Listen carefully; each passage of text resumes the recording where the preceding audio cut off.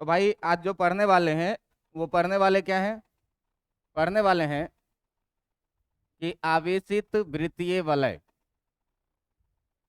आवेशित वृत्तीय वलय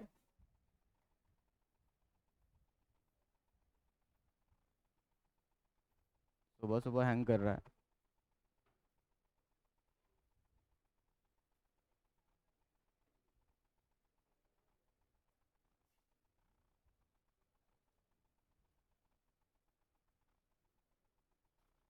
हम्म। आवेशित वृत्तीय वलय के अक्ष पर विद्युत क्षेत्र की तीव्रता, के अक्ष पर विद्युत क्षेत्र की तीव्रता। ध्यान दीजिएगा जरा सा इसमें कि आवेशित वृत्तीय वलय, तो जो वृत्तीय वलय होगा तुम्हारा भाई, उस पर जरा सा ध्यान देना कि कैसा वृत्तीय वलय होगा। अगर तुम फ्रंट से देखोगे किसी भी वलय को तो ऐसा दिखेगा, है ना। और ये कह रहा है क्या कि ये आवेशित है। आवेशित का मतलब इस पर कैसा चार्ज? Positive charge. नेगेटिव भी रह सकता है, कोई जरूरी नहीं है कि हमेशा पॉजिटिव हो। चार्ज कैसा भी हो सकता है, आइदर पॉजिटिव और नेगेटिव। तो ये जो वृत्तीय वलय है इसको आप सामने से देख रहे हैं, इसीलिए आपको पूरा गोला दिख रहा है, ठीक ना। लेकिन अगर इस वृत्तीय वलय को आप वहां उस कोना में खड़ा होकर के जा करके देखिएगा, तब जो ये वृत्तीय वलय आपको दिखेगा, ये वृत्तीय वलय दिखेगा कुछ इस तरह का। ये वृत्तीय वलय दिखेगा आपको कुछ इस तरह का। इसको मैं पीछे से देख रहा हूँ, इसी को पीछे से देख रहा हूँ, है ना। अगर मैं यहाँ एक ऐसा रिंग रखूं, ऐसा रिंग, तुम इधर से देखोगे कैसा दिखेगा? ऐसा कि ऐसा? ऐसा दिखेगा। तो यही रिंग है जिसको मैंने ऐसे रखा है, ठीक है।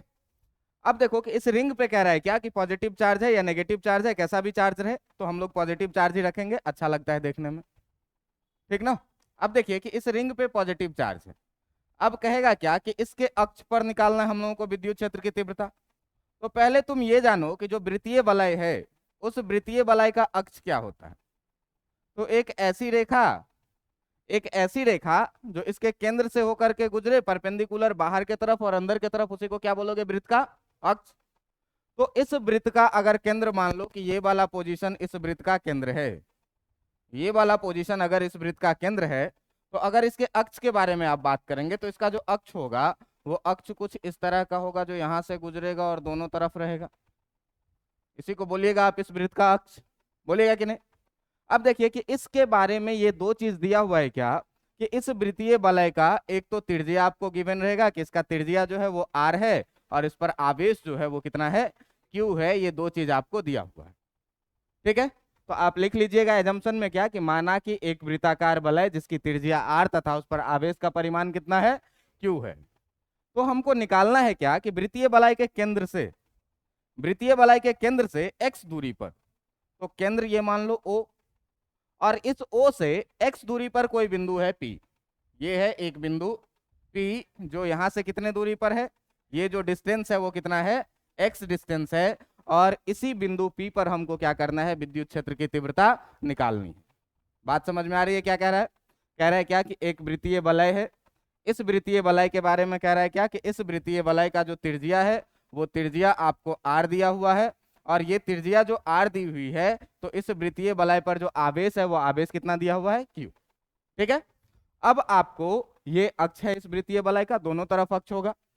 तो किसी एक तरफ इसके केंद्र से x दूरी पर एक बिंदु है P।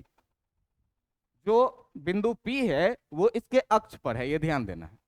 और इसी बिंदु P पर आपको क्या करना है? विद्युत क्षेत्र की तीव्रता निकालनी है। आप ध्यान से देखिएगा, तो ये वृत्तीय वलय है, ये कोई बिंदु आवेश नहीं है।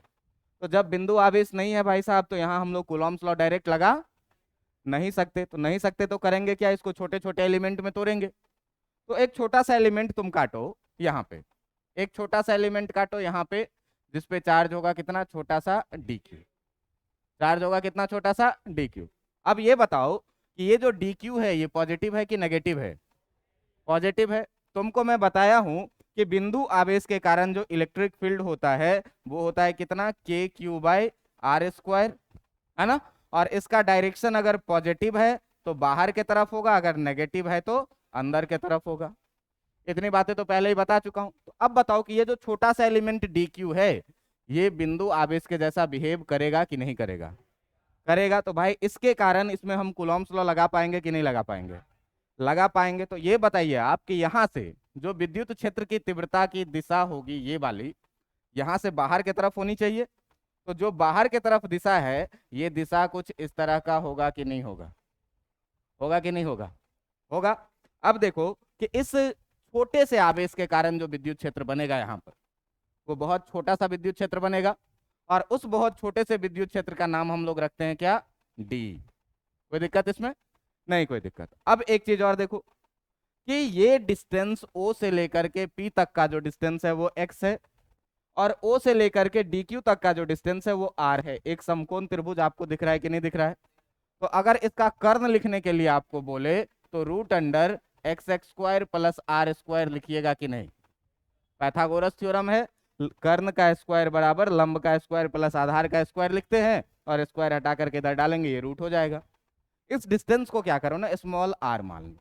इस डिस्टेंस को क्या करो? स्मॉल आर मान लो। अब जरा सा बात करो कि अगर तुमको लिखना है डी, इधर ये मिटा दूं, ये तो सारे रफ वर्क थे, है ना? अब देखो कि मान लो कि अगर अगर इस पूरे डीई के बारे में हम लोग बात करें, तो अगर आपको डीई लिखना है, छोटा सा इलेक्ट्रिक फील्ड डी, तो आप कितना लिखिएगा? के। छोटा सा चार्ज है आपका डी क्यू, और दोनों के बीच का डिस्टेंस है कितना? स्मॉल आर, तो स्मॉल आर का स्क्वायर। लिखेंगे कि नहीं लिखेंगे? अच्छा जरा सा ये देखो कि अगर भाई यहाँ से, कहाँ चला गया?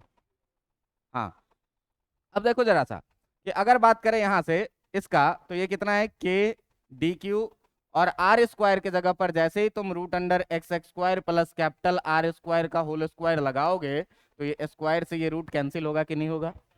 कैंसिल होगा। तो भाई ये k d q by x x square plus are square बचेगा कि नहीं बचेगा? बचेगा।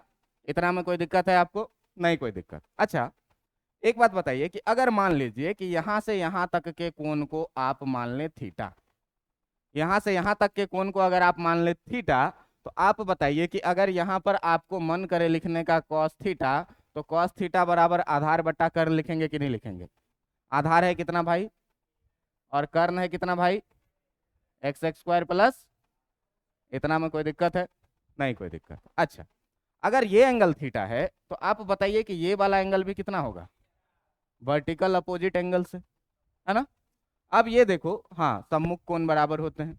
अब ये देखिए आप कि इस डीई का दो रेक्टेंगुलर कंपोनेंट हो सकता है, एक जिसके साथ थीटा लगा हुआ हो, एक जिसके साथ थीटा। तो जिसके साथ थीटा लगा हुआ होता है भाई, उसके साथ क्या लेते हो? Cos theta. तो ये बताओ कि अगर यहाँ पर थीटा लगा हुआ है, तो अगर जिसके साथ थीटा लगा हुआ है ये वाला एलिमेंट लोगे, तो ये वाला एलिमेंट तुम्हारा कितना हो जाएगा?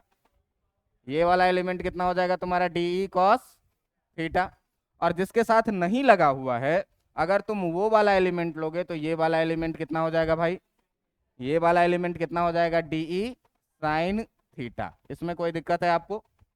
इतना में तो कोई दिक्कत नहीं होगा। अच्छा आप ये बताइए कि ऐसे ऐसे कितने एलिमेंट इस सर्कल पर पॉसिबल है? इनफाइनाइट एलिमेंट पॉसिबल है। तो भाई अगर ये सबसे टॉप का एक एलिमेंट डीक्यू है, तो एक वैसा ही एलिमेंट सबसे नीचे वाला भी डीक्यू हो सकता है कि नहीं हो सकता है? हो सकता है कि नहीं? अच्छा ये बताओ कि ये डीक्यू भी बिंदु आवेश के जैसा बिहेव करेगा कि नहीं करेगा? तो जब ये बिंदु आवेश के जैसा बिहेव करेगा, तो ये बताओ कि ये वाला डिस्टेंस कितना होगा? ये वाला जो डिस्टेंस है, ये वाला डिस्टेंस भी उतना ही होगा, आर के बराबर ही। जो आर है कितना? Root under x x square plus are square के बराबर में। इसमें कोई दिक्कत नहीं। अब बताइए कि ये भी चार्ज पॉजिटिव है, तो इस पॉजिटिव चार्ज के कारण भी जो छोटा सा विद्युत क्षेत्र होगा, ये विद्युत क्षेत्र यहाँ से बाहर की तरफ होगा कि नहीं होगा? बाहर की तरफ होगा। तो ये भी छोटा सा विद्युत क्षेत्र है, तो इसका नाम भी आप कितना रख लीजिएगा? डी। और एक बात बताइए कि ये अगर वृत्त है, तो ये एंगल थीटा है, तो ये वाला एंगल भी कितना होगा? थीटा होगा। क्योंकि देखो अगर ये वृत्त है, अगर ये मान लो कि एक वृत्त है, तो यहाँ से जितना कोण बनेगा ऐसे, उतना ही कोण बनेगा ऐसे भी, चारों तरफ बराबर कोण बनेगा। तो भाई साहब अगर ऊपर की तरफ कोण थीटा है, तो नीचे की तरफ भी कोण कितना होगा?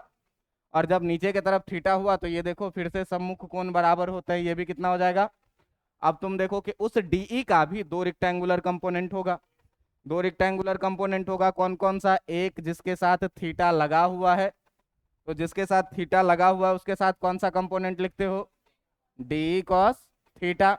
और जिसके साथ थीटा नहीं लगा हुआ उसके साथ कौन सा कंपोनेंट लिखते हो? D sine theta. तो ऊपर की तरफ जाएगा कौन सा? D sine theta. इतना बात समझ में आ रहा है कि नहीं आ रहा है?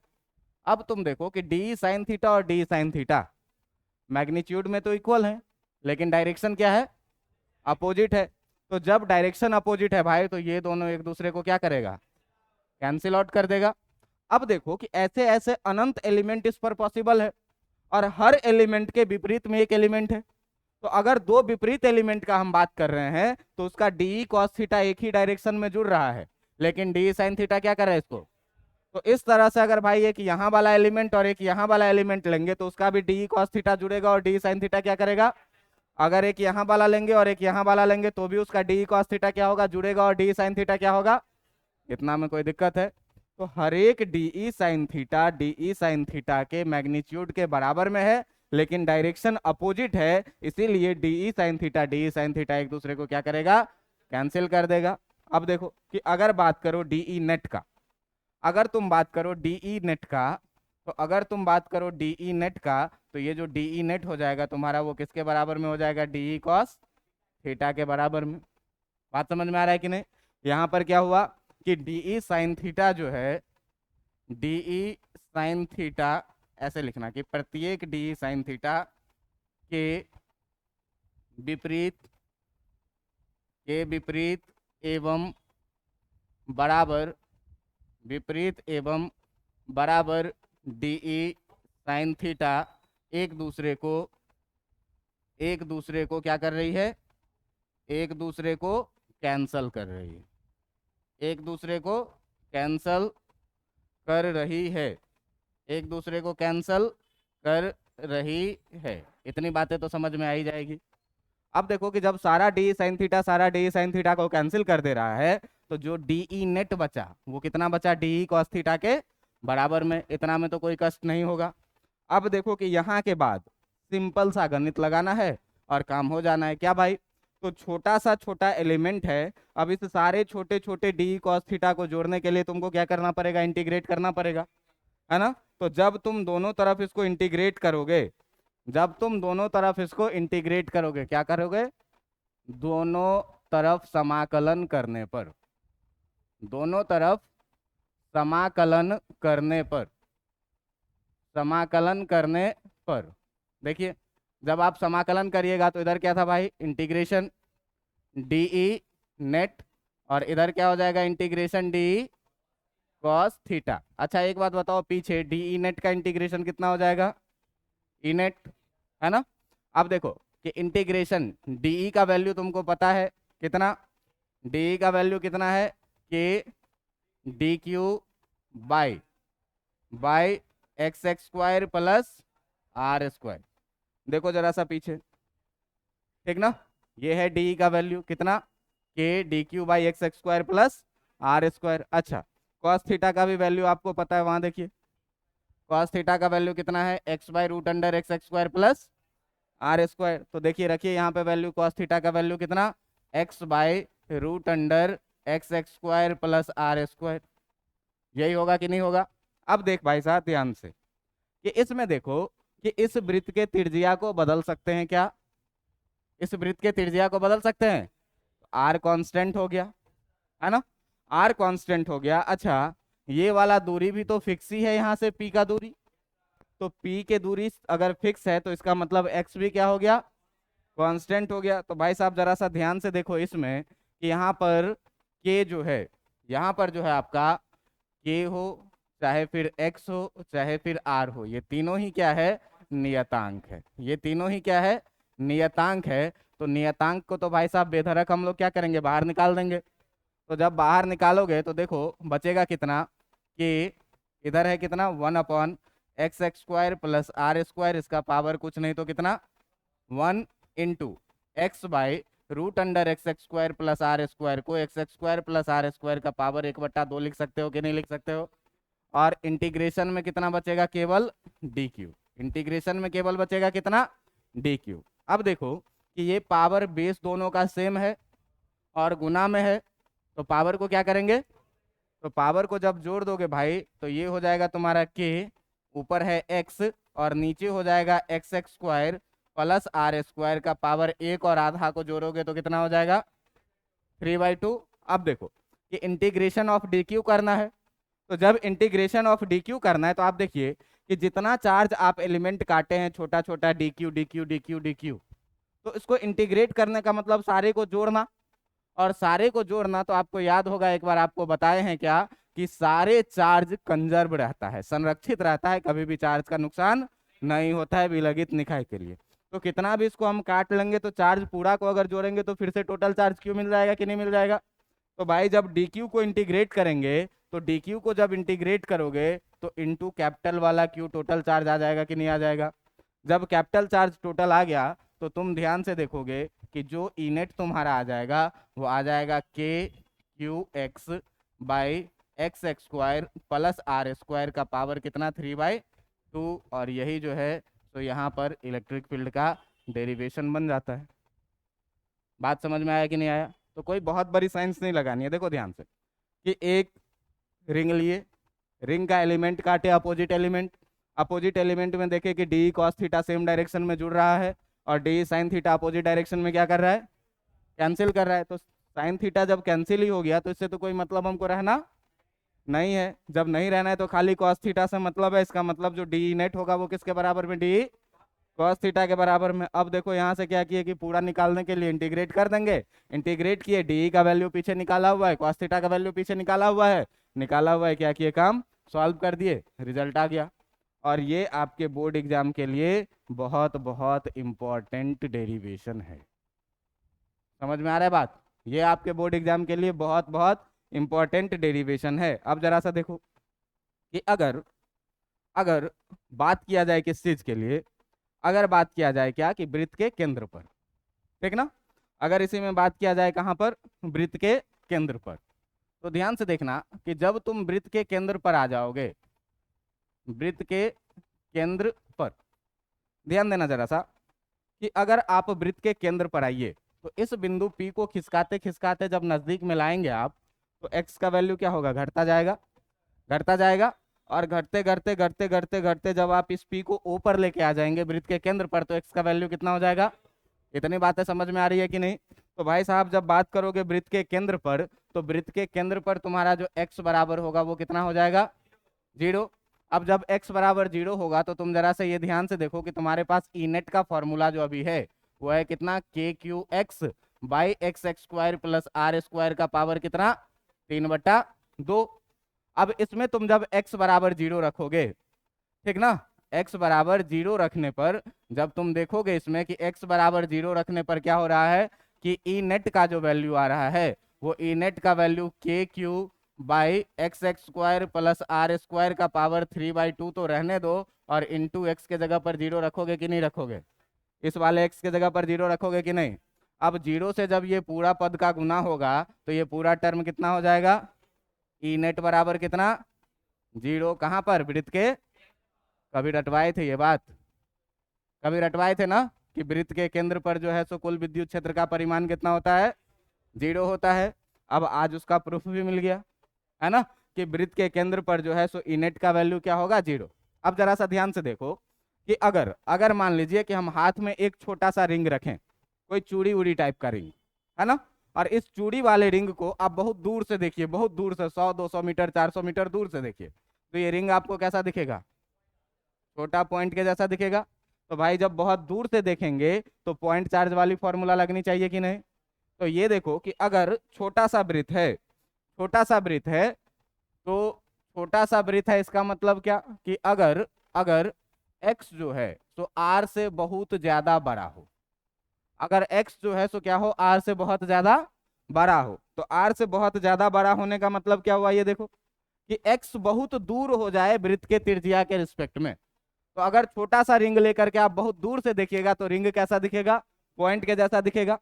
तो आप बताओ ये कि अगर x बहुत बड़ा हो जाए और ये r बहुत छोटा रहे तो आप ये बताओ कि जो x x square plus are square है, जो x x square plus are square है आपका, ध्यान से देखिएगा कि जो x प्लस आर है वो लगभग लगभग x के बराबर में होगा कि नहीं होगा, वो लगभग लगभग x के बराबर में होगा कि नहीं। मान लो 5 किलोमीटर दूर से देख रहे हैं और 1 मीटर त्रिज्या का वृत्त है, तो 5 किलोमीटर के सामने में 1 मीटर का कोई औकात है क्या?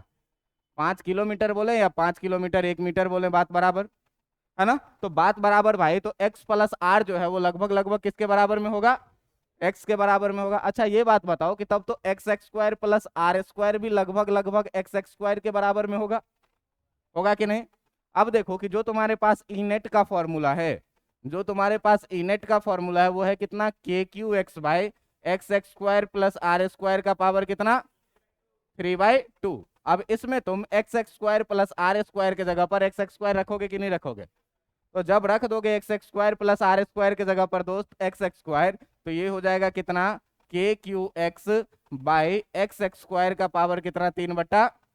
अब देखो कि 2 से 2 क्या होगा, 2 से 2 कटेगा, गुना करोगे बचेगा कितना, k q x by x cube. अब इस x से क्यूब कट के हो जाएगा क्या, 3x में से एक x गया, 2 बचा, बच जाएगा कितना, k q by x x square. देखो तो ये पॉइंट चार्ज वाली फॉर्मूला है क्या, तो जब बहुत दूर से देखेंगे तो बलाई पॉइंट के जैसा दिखेगा तो पॉइंट चार्ज वाली फॉर्मूला लगेगी। बात समझ में आ रहा है। अब देखो तुम यहीं से पॉइंट चार्ज का कॉन्सेप्ट भी समझ सकते हो क्या, कि अगर बहुत दूर से देखेंगे तो डिस्ट्रीब्यूटेड चार्ज भी कैसा दिखता है, पॉइंट चार्ज के जैसा। समझ में आ रहा है बात। तो पॉइंट चार्ज बस एक कॉन्सेप्ट है क्या, कि हमको छोटा सा दिखेगा तो हम इसको पॉइंट मान के चलेंगे। बात क्लियर है इतनी। तो ये बातें थी क्या, वृत्तीय बलय की। अब तुम एक चीज देखो कि इसमें हम देख क्या रहे हैं, इसमें हम देख क्या रहे हैं कि इस फॉर्मूला में देख क्या रहे हैं, इस वाले फॉर्मूला को जरा सा ध्यान से देखो कि इसमें ये देख रहे हैं कि केंद्र पे विद्युत क्षेत्र की तीव्रता कितनी हो रही है, 0 हो रही है। अच्छा अगर हम इसको x को बढ़ाते बढ़ाते बढ़ाते इन्फानाइट पे ले जाएं, तो इन्फानाइट पे बना के ले जाए तो फिर ई नेट कितना हो जाएगा, 0 हो जाएगा। देखो देखे क्या कि केंद्र पर, इसमें देखे क्या कि जो केंद्र का बात करेंगे अगर केंद्र पर, तो केंद्र पर अगर बात करें तो x बराबर कितना हो रहा है, 0, और x बराबर 0 हो रहा है तो ई नेट भी यहाँ पर कितना हो रहा है, 0 हो रहा है ना। इसके बाद हम देखें कि अगर किसी पॉइंट P पर हम ई नेट का बात कर रहे हैं, किसी पॉइंट P पर, ठीक ना, x दूरी पर अगर हम बात कर रहे हैं, x दूरी पर अगर हम बात करें तो ई नेट का जो वैल्यू आ रहा है वो तुम्हारे पास आ रहा है k q x by x x square plus are square का पावर कितना, 3/2। और जैसे जैसे हम x को टेंड करवा रहे हैं इन्फिनिटिव के तरफ, वैसे वैसे ई टेंड कर रहा है किधर के तरफ, 0 के तरफ। जैसे जैसे x बढ़ के इन्फानाइट हो रहा है, x बढ़ के जैसे जैसे इन्फानाइट हो रहा है, बहुत दूर चला गया, तो ई कितना हो रहा है, 0। इसका मतलब ये कि 2 0 है, और इस 2 0 के बीच में कहीं ना कहीं कहानी बढ़ी होगी फिर घटी होगी, तब तो 0 आई होगी, क्योंकि बीच में तो 0 नहीं है। तो 2 बार लगातार 0 हुआ है, इसका मतलब बीच में कहीं ना कहीं बढ़ा होगा, या घटा भी होगा, माइनस में भी गया होगा, है ना। मैं गया चलते चलते चलते चलते 0 से उठा, फिर बहुत उठा और फिर नीचे गिर के 0 हो गया, तो या तो उठूंगा या तो मैं और गिरूंगा और फिर 0 पे आऊंगा, यही 2 चीज हो सकती है। तो अगर कोई आदमी आपसे पूछे कि इसका मान अधिकतम कहाँ पे होगा, इस अक्ष पे आपसे अगर कोई पूछे कि विद्युत क्षेत्र की तीव्रता का मान अधिकतम कहाँ पे होगा, तो उसको कैसे निकालना है ये जरा सा ध्यान से देखना है। तो देखो 12th में मैथ्स का एक टॉपिक है क्या, मैक्सिमा मिनिमा, ठीक ना। 12th में आप देखिएगा मैक्सिमा मिनिमा एक टॉपिक है, कैलकुलस का टॉपिक है, इंटीग्रेशन का एप्लीकेशन है, डेरिवेटिव का एप्लीकेशन है। तो उसमें जब देखोगे आगे बढ़ोगे बात को, तो तुम देखोगे कि किसी भी चीज का मैक्सिमा या मिनिमा निकालने के लिए तुमको करना क्या पड़ता है, तो किसी भी चीज का मैक्सिमा और मिनिमा निकालने के लिए तुमको dy बाई डी एक्स को क्या करना पड़ता है, 0 करना पड़ता है, ठीक ना। dy बाई डी एक्स को 0। अब मान लो क्या कि कोई ग्राफ है, कोई सा भी ग्राफ है, अब तुमसे पूछे कि मैक्सिमम कहाँ है, तो जहां पर स्लोप 0 होगा यहीं पर तो ये dy बाई डी एक्स 0 है। स्लोप 0 का मतलब क्या है, एक्स एक्सिस के पैरेलल हो जाना, तब तो थीटा 0 होगा, tan 0 0 होगा। तो dy बाई डी एक्स 0 होने का मतलब ये, अब यहाँ पर ये मैक्सिमम बनेगा या यहाँ पे ये मिनिमम बनेगा, यहाँ पर भी dy बाई डी एक्स कितना है, 0। तो सबसे पहले मैक्सिमा या मिनिमा निकालने के लिए क्या करना पड़ता है तुमको, dy बाई डी एक्स को क्या करना पड़ता है, 0 करना पड़ता है। और तुमको एक चीज सिखाए हुए हैं इंटीग्रेशन में, चैन रूल, कि अगर तुमको कोई आदमी कह दे कि x x square plus are square के पावर को, आर कांस्टेंट है मान लेना, कि 5 को आप डिफ्रेंशिएट करिए, तो जब आपको कह देगा ये डी बाई डी एक्स करना है तो आप क्या करते थे, पहले पावर को पीछे लाते थे, x x square plus are square के पावर में से एक घटाते थे, क्या डिफरेंशिएशन हो गया? नहीं हुआ।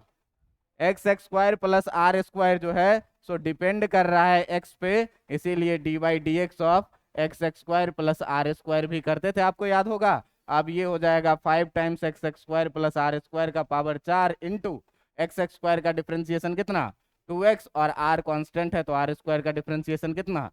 अब ये हो जाएगा 2 और 5 को मल्टीप्लाई करोगे तो एक ही साथ हो जाएगा ये 10x into x x square plus are square का पावर कितना, 4। ये चीज तो पढ़ाया हुआ है पीछे, है ना। तो इसी चीज का हम लोग क्या करने वाले हैं, आज यूज करने वाले हैं। ठीक है, कि ये डिफरेंशिएशन का यूज करने वाले हैं मैक्सिमा मिनिमा निकालने के लिए। तो सबसे पहले देखो कि हमको देखना है कि इलेक्ट्रिक फील्ड कहाँ पर मैक्सिमम है, तो डी बाई डी एक्स निकालना पड़ेगा, और इसको किसके बराबर में करना पड़ेगा, 0 के बराबर में। अच्छा, इसको 0 के बराबर करने में डिफरेंशिएशन का एक और फॉर्मूला आपके काम में आएगा। डिफरेंशिएशन का एक और फॉर्मूला क्या आएगा कि D by D x of u by v, ठीक ना, दो फंक्शन रहेगा, डिवाइड में रहेगा। तो इससे पहले भी तुम एक पढ़े हुए होगे कि D by D x of U into V जो होता है वो होता है कितना, D you by D X into V और plus D we by D X into U, पढ़े हुए ना, U D we by D X plus V D you by D X. ऐसा ऐसे ही जो है सो यू बाई वी का भी एक फॉर्मूला है। तो यू बाई वी का जो फॉर्मूला है वो है क्या, v into d you by D x minus u into d we by D x, और नीचे में कितना, वी स्क्वायर। ठीक है, ये फॉर्मूला आपको क्या करना है, याद रखना है, और इसी फॉर्मूला का यूज करके, इसी कॉन्सेप्ट का यूज करके आज हम लोग इलेक्ट्रिक फील्ड मैक्सिमम देखेंगे। ठीक ना। तो आपसे क्वेश्चन भी पूछ देगा क्या, कि आपसे क्वेश्चन भी पूछ देगा क्या, कि क्वेश्चन पूछ देगा कि किसी आवेशित वृत्तीय वलय के अक्ष पर वैसा बिंदु ज्ञात करिए जहां पर विद्युत क्षेत्र की तीव्रता अधिकतम हो। ठीक ना, क्या पूछ देगा, क्वेश्चन क्या पूछ देगा कि आवेशित वलय के, जैसे ही वलय का बात करेंगे तो वृत्तीय वलय ही समझना है, ठीक ना, आवेशित वलय के अक्ष पर वैसा बिंदु ज्ञात करें, वैसा बिंदु ज्ञात करें, वैसा बिंदु ज्ञात करें जहां ई नेट अधिकतम हो। क्या हो, अधिकतम।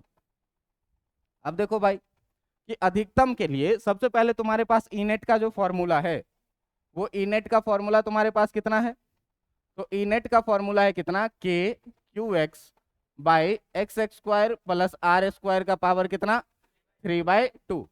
इसमें आप ध्यान ये दीजिएगा कि आपके पास के कांस्टेंट है, चार्ज भी आपके पास जो वलय पे दे दिया वो कांस्टेंट है, आपके पास आर जो है ये आर भी क्या है, कांस्टेंट। ये तीनों चीज जो है वो क्या है आपके पास, कांस्टेंट है। ठीक है, नहीं अब एक्स का वैल्यू बदलेगा। अब क्यों बदलेगा, तो तुमसे पूछ रहा है क्या कि इस अक्ष पर कहां पर विद्युत क्षेत्र की तीव्रता का मान अधिकतम होगा। तो अगर ये बिंदु लेंगे तो एक्स अलग, ये बिंदु लेंगे तो एक्स अलग, ये बिंदु लेंगे तो एक्स अलग। अब एक्स बदल रहा है, अब एक्स कांस्टेंट नहीं है, किसी दिए गए बिंदु के लिए एक्स का मान कांस्टेंट है, लेकिन अब हमको बिंदु पी ही ज्ञात करना है। तो ये बिंदु पी यहां से यहां तक में कहां पर होगा ये हमको पता नहीं है। तो अब एक्स क्या करेगा, यहां पर वेरी करेगा, एक्स क्या होगा, यहाँ पे बदलेगा। तो भाई साहब करना क्या है, तो सबसे पहले आपको क्या करना है, इस डी बाई डी एक्स को क्या करना है, 0 करना है। अब देखो कि जैसे ही तुम डी बाई डी एक्स अधिकतम मान के लिए, जैसे ही तुम अधिकतम या न्यूनतम का बात करोगे तो यहां पर हम लोग क्या करेंगे, अधिकतम मान के लिए जो है सो सबसे पहले आपको क्या करना होगा, अधिकतम मान के लिए सबसे पहले आपको करना होगा d by D x equal to कितना, 0। अब देखो d by D x equal to 0 का मतलब क्या, कि डी बाई डी एक्स और ई के जगह पर k times q x by x x square plus are square का पावर 3/2 बराबर कितना। अच्छा, डिफरेंशिएशन में कांस्टेंट को तो बाहर निकाल लेते हैं, तो के भी कांस्टेंट है और क्यू भी कांस्टेंट है, तो एक ही बार में दोनों को बाहर कर दें क्या। अच्छा, के क्यू को जब बाहर कर दोगे तो देखो कि D by D x of कितना बचेगा, x upon x x square plus are square का पावर 3/2 इक्वल टू कितना। अच्छा, ये के क्यू को इधर ले जाएंगे तो पूरा 0 हो जाएगा क्या, तो जब पूरा 0 हो जाएगा भाई तो बचेगा कितना, देखो तो अपने पास जो था अभी तक वो था क्या, k q d by D x of x upon x x square plus are square का पावर 3/2 इक्वल टू कितना, 0। के क्यू को जब इधर ले जाओगे तो सीधे बचेगा कितना, d by D x of x upon x x square plus are square का पावर 3/2 इक्वल टू कितना, 0। और बाई के क्यू डालोगे जो कितना हो जाएगा, कोई दिक्कत है इसमें, नहीं कोई दिक्कत। अब आप देखिए कि u बाई भी के फॉर्म में दिख रहा है कि नहीं दिख रहा है, ऊपर वाला u और नीचे वाला ये क्या, v। तो जब u बाई भी के फॉर्म में दिख रहा है तो आपके पास एक फॉर्मूला है क्या, कि d by D x of u by भी जब भी आप लगाते हैं तो क्या लगाते हैं, v into d you by D x minus u into d we by D x और बाई नीचे में क्या, वी स्क्वायर। लगाते हो कि नहीं। अब देखो कि इस फॉर्मूला का यूज करो इसमें, तो तुम देखोगे कि u के जगह पर जो है वो x है, ये u है, और v के जगह पर जो है तो ये नीचे वाला पूरा है जो ये क्या है, v है ना। अब देखो कि u बाई भी लगाना है तो सबसे पहले देखो कि अपने फॉर्मूला में नीचे में है वी स्क्वायर, है ना, नीचे में क्या है, वी स्क्वायर। तो जब नीचे में बाई वी स्क्वायर है तो इसका मतलब ये हुआ कि जो x x square plus are square का पावर 3/2 है, इसका ये क्या है, होल स्क्वायर है। अब आप ये बताइए कि ये स्क्वायर से जो है तो ये नीचे वाला 2 कटेगा कि नहीं कटेगा, कटेगा। अच्छा, ये नीचे की बात होगी। अब जरा सा ऊपर देखो, अब जरा सा ऊपर देखो कि ऊपर में हमको पहले लिखना है v का मतलब क्या, x x square plus are square का पावर कितना, 3/2 और into d by D x of u लिखना है। तो d by D x of u का मतलब कितना, x।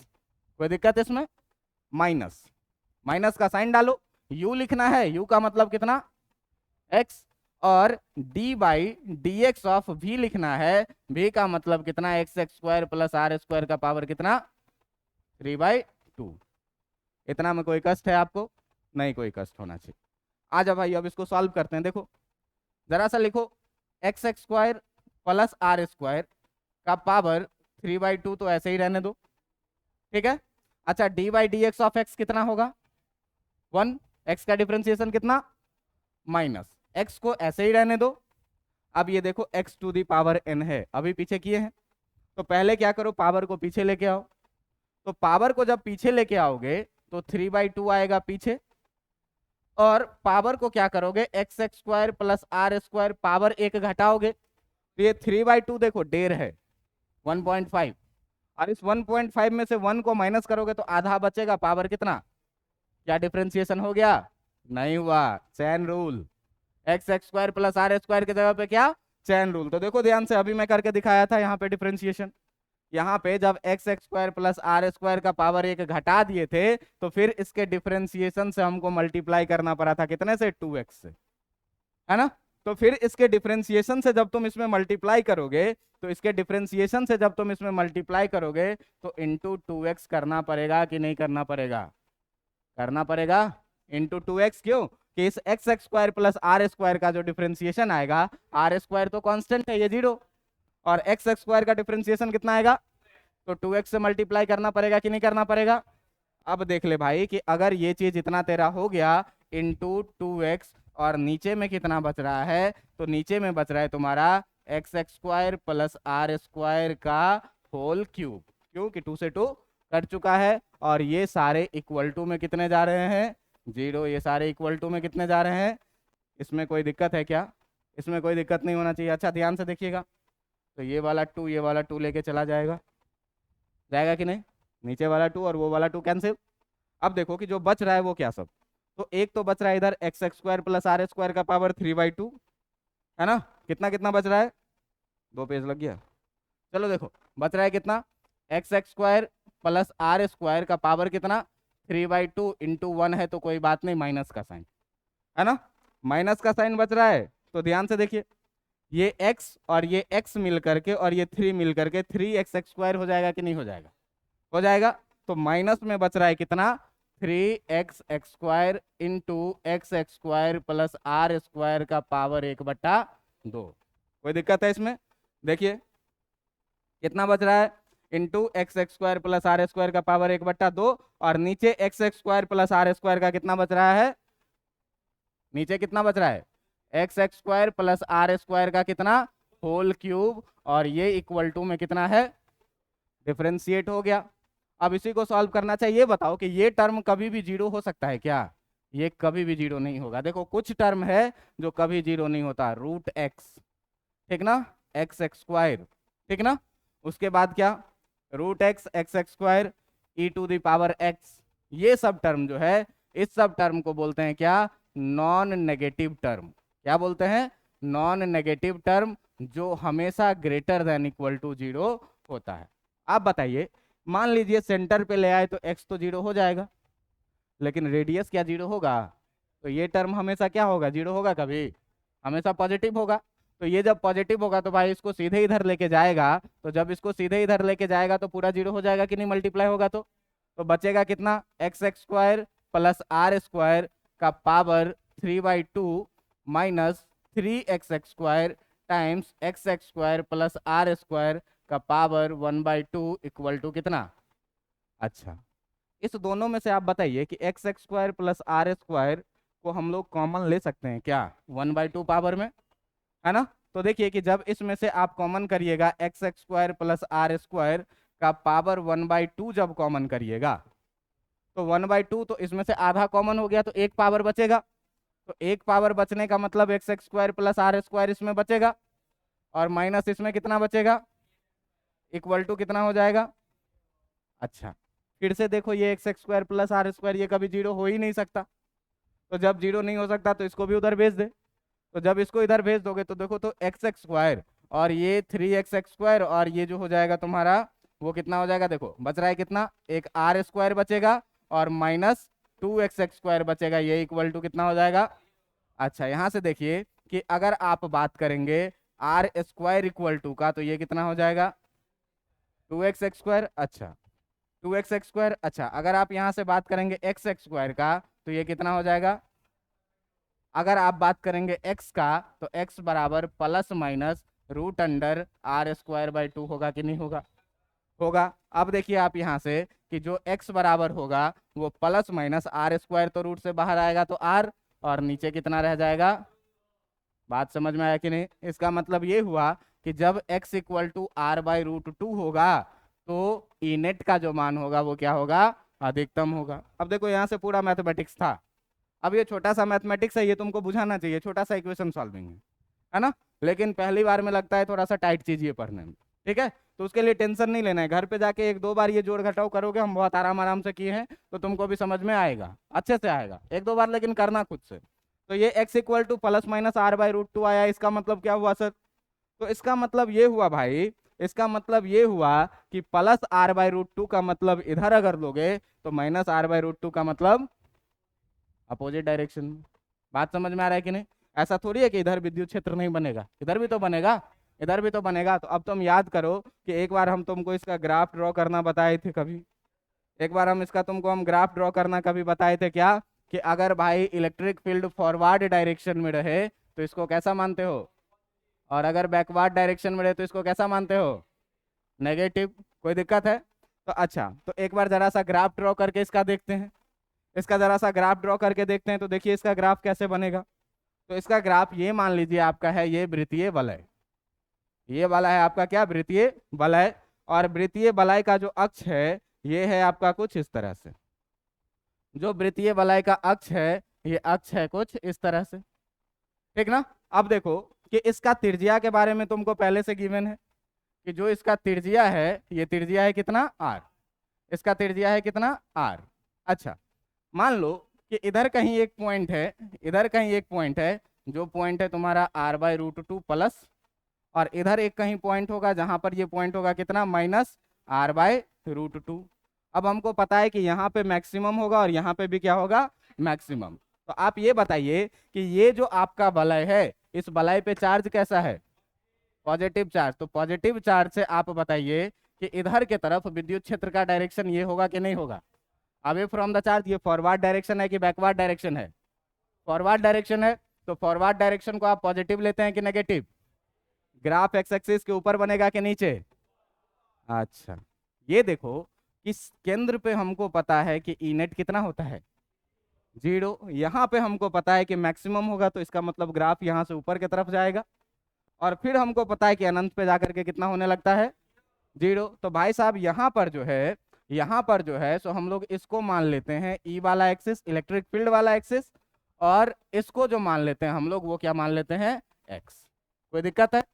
अब देखो कि ई पे जो है तो 0 हुआ, और यहाँ पे जा करके जो है, यहाँ पर जो जा करके है, यहाँ पर जा करके ये कुछ मैक्सिमम अटेन करेगा, है ना। तो यहाँ पर जा करके जब ये कुछ मैक्सिमम अटेन करेगा तो ये कुछ इस तरह से होएगा, और फिर यहाँ से गिरना शुरू होगा और अनंत पे लगेगा क्या कि कितना हो गया।